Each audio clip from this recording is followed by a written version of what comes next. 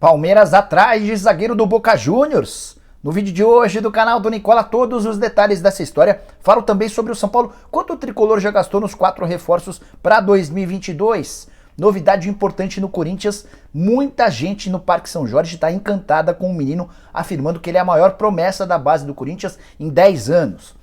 Vou falar também sobre André Anderson, meia que pertence a Lazio e está na mira do Flamengo. Para completar, você sabia que Yuri Alberto e Rafael Veiga quase fecharam com o Galo em 2020? Para completar, novidades envolvendo o Santos e o Cruzeiro. Tudo isso a partir de agora, não sem antes me apresentar, sou o Jorge Nicola, jornalista esportivo. Eu criei esse canal no YouTube para deixar todos vocês super bem informados sobre as coisas do futebol, para não perder nada. Bem fácil, deixa like e se inscreve apertando esse botãozinho vermelho de inscreva-se.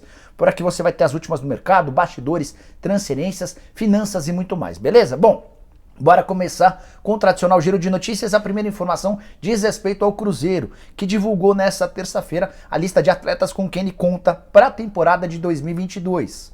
A grande surpresa foi a ausência do goleiro Fábio.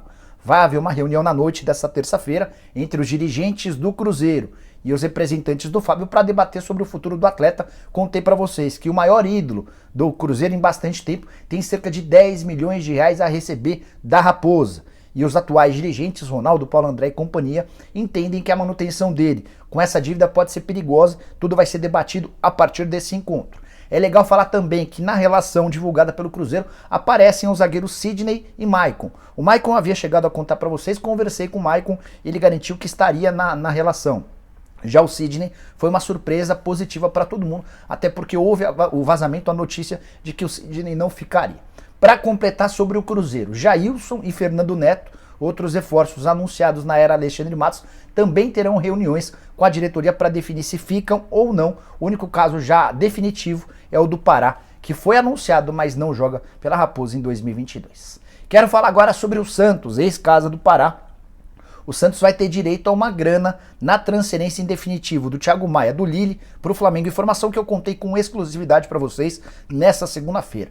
O Flamengo tem conversas avançadas com o Lille para a compra do jogador por 4 milhões de euros. Isso equivale a mais ou menos 25 milhões e 600 mil reais, que equivalem a 50% dos direitos econômicos. O Santos, como clube formador, o Thiago Maia jogou no Peixe. Dos 14 aos 20 anos, vai ter cerca de 3% do valor total do negócio, ou seja, deve embolsar algo na casa dos 120 mil euros ou 780 mil reais. Não se trata de uma grande grana, mas de uma negociação que possivelmente os santistas nem imaginassem ter alguma compensação. Vai vir quase 1 milhão de reais. Santos, que encontra enormes dificuldades para contratar atletas, tem tentado a todo custo um meio atacante e esbarrado nas pedidas financeiras. Foi assim com o Rodriguinho, foi assim mais recentemente com o Natan. Agora existem tratativas com o Ricardo Goulart.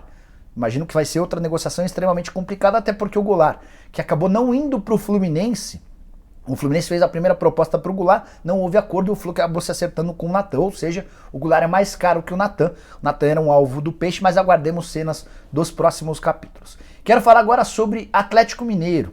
O Alexandre Matos deu uma entrevista ao GE nessa segunda-feira e ele revelou um bastidor interessante. Ele contou que em 2020, enquanto diretor executivo de futebol do Galo, ele chegou a se acertar com 2 atletas super importantes. O Yuri Alberto, que estava deixando o Santos, e o Rafael Veiga, que estava em baixa no Palmeiras. Mas, dá uma olhada na declaração, abre aspas. Eles estavam próximos do Galo em 2020, mas o Sampaoli vetou a ida dos dois, fecha aspas.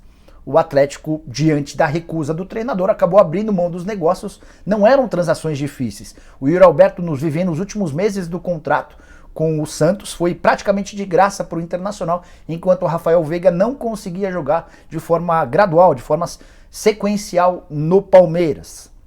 Acabaram se mostrando 2 grandes equívocos, mas é bom lembrar que enquanto técnico do Galo, o Jorge Sampaoli também acertou bastante. Foi responsabilidade dele as contratações, por exemplo, do Júnior Alonso, que agora está sendo vendido por 8 milhões de euros, do Zaratio, do Vargas, do Sacha e do Everson, tá bom? Bom, bora falar agora sobre André Anderson. Já ouviu falar sobre esse volante meio campista, 22 anos de idade, ele é brasileiro, paulista, surgiu nas categorias de base do Santos e foi muito cedo jogar na Lazio. Nem teve tantas oportunidades no time principal. Na temporada passada, por exemplo, jogou um ano inteiro na Salernitana. Voltou a Lazio para essa temporada e tem 3 partidas disputadas. Esse atleta está sendo monitorado pelo Flamengo. E ao que consta, o próprio Paulo Souza, o novo técnico do Fla, já teria dado a concordância, o aval, para que o Flamengo tentasse um empréstimo por uma temporada. Conversei antes de gravar esse vídeo com o Júlio Taran, que é um empresário brasileiro, um dos maiores empresários do futebol brasileiro, e ele é o responsável pela condução da carreira do André Anderson há bastante tempo. E o Taran me assegurou que é praticamente impossível contratar o André Anderson nesse momento. Está perto de se tornar pai lá na Itália, está tudo esquematizado. A ideia da Lazio também é que ele termine essa temporada e aí em junho ou julho, quando se encerra a temporada 21-22 na Itália, aí sim pode se discutir a respeito do futuro e nessa ocasião ficaria mais fácil o empréstimo para o Flamengo.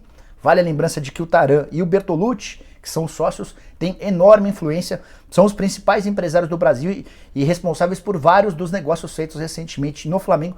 A compra do Thiago Maia, que eu citei agora há pouco, foi responsabilidade, por exemplo, do Juliano Bertolucci. Só mais duas coisas sobre o Flamengo antes de mudar de assunto. A primeira delas, contar que o Pires da Mota pode ir para o Libertad. Informações que vêm do Paraguai dão conta de que o Libertad tem interesse no volante que está fora dos planos do Flamengo.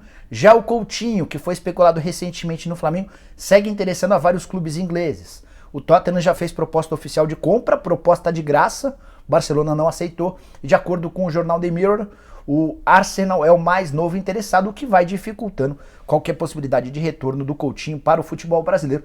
Até porque, além da concorrência, tem 8 milhões de reais por mês, vou repetir. 8 milhões de reais por mês livres de impostos.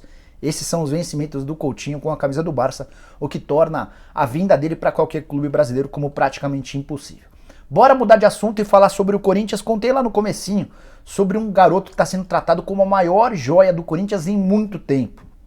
Conversei com um funcionário do Corinthians, alguém da minha confiança, e ele se referiu ao Pedrinho, de apenas 15 anos de idade, da seguinte maneira, abre aspas, ele é fenômeno. O melhor jogador que surgiu na base do Corinthians nos últimos 8, 10 anos. Do meio para frente joga de tudo. Meia, atacante de lado de campo, centroavante, fecha aspas. Importante, essa declaração não veio do empresário do atleta. O Fernando Garcia é o responsável por cuidar da carreira do Pedrinho, que tem 15 anos de idade e está há 8 no Parque São Jorge. Fernando começou a cuidar da carreira do Pedrinho há mais ou menos 3 temporadas. O garoto tem 15 anos de idade e deve fazer sua estreia na Copa São Paulo de Juniores na noite dessa terça-feira. Não sei se você sabe, Corinthians estreia às 21h45. O Pedrinho começa no banco e deve ganhar alguns minutos na etapa final, apesar de ter apenas 15 anos de idade. Em fevereiro, quando completa 16, o Pedrinho vai assinar seu primeiro contrato profissional. E ele é tratado internamente pelos dirigentes, pelos funcionários da base, como um fenômeno, como alguém que vai render muito dinheiro, vai se tornar jogador de seleção brasileira, porque é um cara extremamente diferente, forte fisicamente, habilidoso, rápido, até cheguei a ver alguns lances dele, de fato, impressiona demais. Capacidade de condução de bola, dribles para todos os lados e de todos os jeitos e muito boa finalização. Se você não conhece, fique de olho no Corinthians na Copa São Paulo de Juniores, ele deve ganhar alguns minutos, faz parte do processo de amadurecimento de um menino de 15 anos de idade que vai jogar contra atletas de até 21 anos, tá? Bom, quero falar agora sobre Patrick, contei para vocês na manhã dessa terça-feira detalhes sobre a compra do Patrick no São Paulo.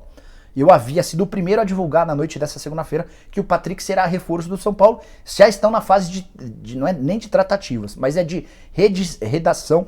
Estão escrevendo o contrato. E aí o Internacional manda para o departamento jurídico do São Paulo, que faz pequenas mudanças e manda para o departamento jurídico do Inter. Enquanto esse processo está sendo concluído, já dá para cravar que o Patrick será o 4º reforço do tricolor. E eu queria contar quanto o São Paulo vai gastar com cada uma das 4 negociações. Em relação ao Patrick, São Paulo vai desembolsar 500 mil euros para a compra dos 30% dos direitos econômicos. Cheguei a contar no vídeo da manhã que o valor se aproximaria de 1 milhão de euros.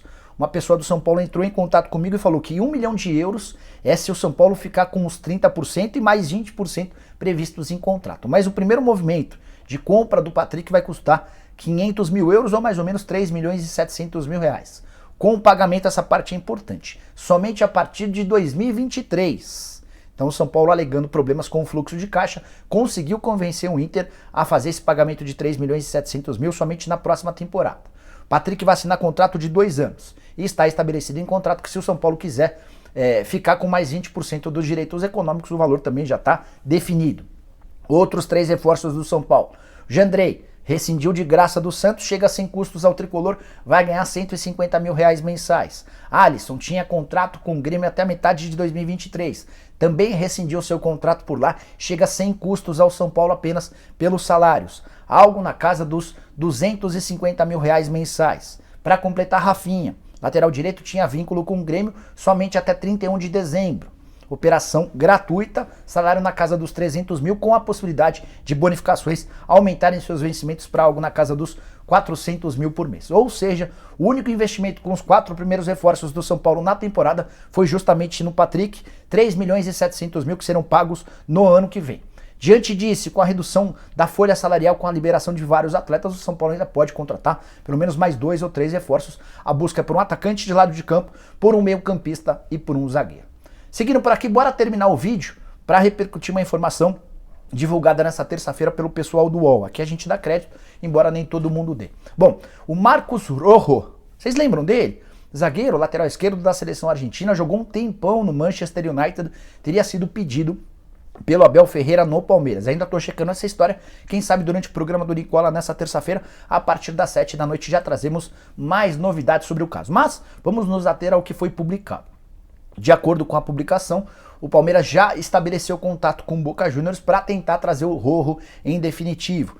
Zagueiro que tem contrato com o Boca até o fim dessa temporada e há uma cláusula de prorrogação por mais um ano. Importante, lateral e zagueiro do Boca é titular absoluto, é ídolo do torcedor e dono de um dos maiores salários por lá. Ou seja, não se trata de uma operação simples.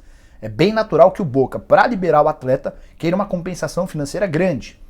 E a gente já percebeu nos primeiros dias da gestão Leila Pereira que a possibilidade de investimentos altos não está sendo bem digerida. A Leila Pereira, apesar da capacidade financeira, quer contratar jogadores a baixo custo.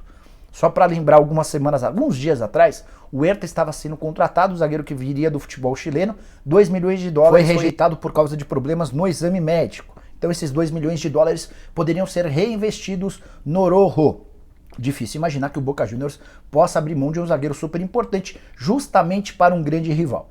O Palmeiras que ainda busca, além do zagueiro, um centroavante de peso. A ideia é fechar com esses 2 atletas o mais rápido possível para que eles possam treinar com o elenco que se representa nessa quarta-feira de volta das férias, de olho no Mundial de Clubes. Palmeiras que não vai ter na reapresentação. O Luiz Adriano e o Lucas Lima estão fora dos planos alviverdes para a temporada de 2022. Beleza, pessoal? A gente volta às 7 horas da noite com o programa do Nicola e assim que surgirem notícias a gente também reaparece para deixar vocês super bem informados. Abraço, tchau!